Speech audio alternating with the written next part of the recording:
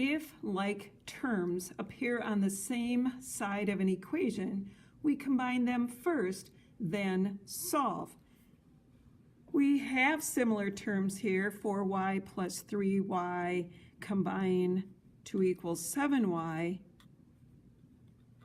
where we've simplified the equation, and the only operation left that is involving the variable is multiplication.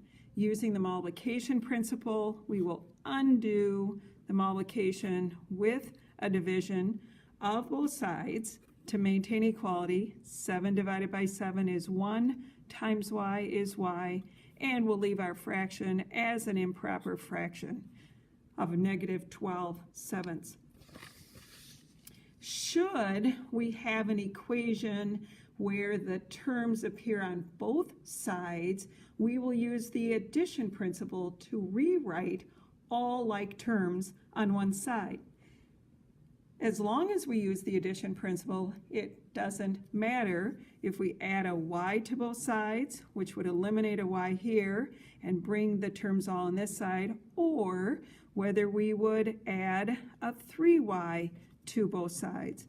By adding the 3y, you can see -1 plus 3y, the result is a positive coefficient on our variable, which probably is better than a negative. It's real easy to lose a negative sign as you carry through the problem. Either way though, maintaining equality, it doesn't matter. The y's cancel out here, but we still have the 7. Looking at the variable and working our way backwards through the order of operations, we want to undo the addition of 4 by subtracting 4 from each side. The 4's cancel out, and 2y plus 0 is 2y, 7 minus 4 is 3. Last step then, undo multiplication with division, dividing both sides by the same number to maintain equality.